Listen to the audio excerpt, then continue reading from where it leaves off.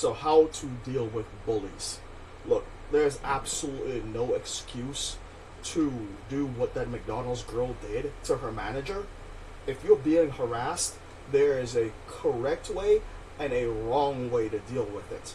You want to be the person that does things correctly so you do not get a prison sentence.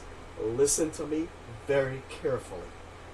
You can always quit a job. You can always walk away.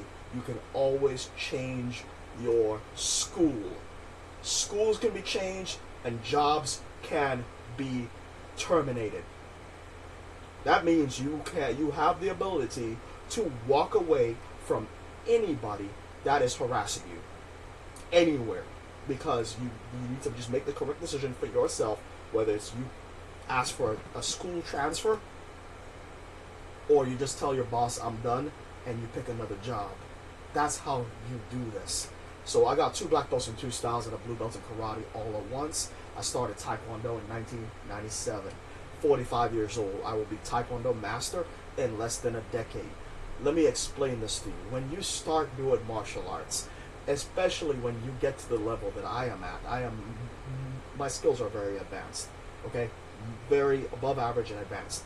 So when you get to my level, now you have to show restraint. If this person, especially if the person is a lot weaker than you, I don't care how wrong they are, you cannot abuse them when you have the skills that I have. So you need to be able to have a good judgment.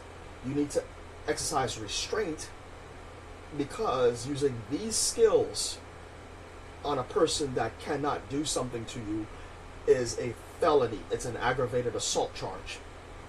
You cannot set them up to do anything to them either. That's also a felony. So when you reach this level and they start picking on you and they don't know what you know, this is where you just smile at them, turn the other cheek. This is where you say, hey, I'm not getting involved in this. You do the right thing. You go through all the appropriate channels, whether it's notifying your manager, you notify the police department, you do a report at your police department.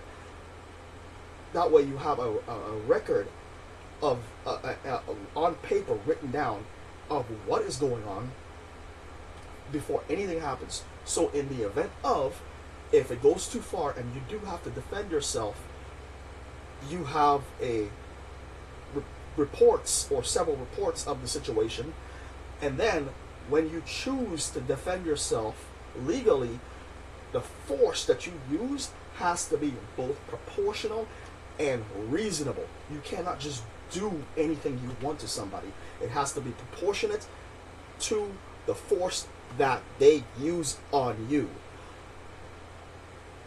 And you're going to have to stop. After the combat ceases, all combat ceases. And then you notify the police department, hey, I had to use reasonable proportional force to defend myself. I'm safe now, but this is where the incident happened. You get a report done to cover yourself and do a complete report. I used to be a corrections sergeant, so my reports for self-defense are completely detailed with the who, what, when, why, how, approximate time, the whole 9 yards, exactly what I did, how I did it, and what my justification for doing it was. So that way, if they sue me, I can pull this extensive report and say, look, this is what happened. This is the approximate time. This is all the details. That way, because people that lie don't have that much detail. If they're making something up, it's not going to come with that much detail.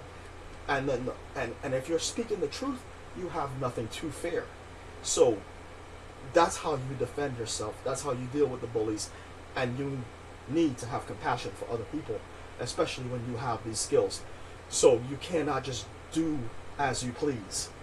That lady that did what she did to her manager, I don't care how bullied she was, she is 100% going to go to prison on a murder charge for doing what she did to her manager, because that was highly inappropriate, and she dealt with the situation in the most wrongest way possible, and law enforcement is going to hold her accountable, because you cannot take someone's life for speaking and saying things about you. As wrong as they are, they have a right to do it. But you have options like walking away.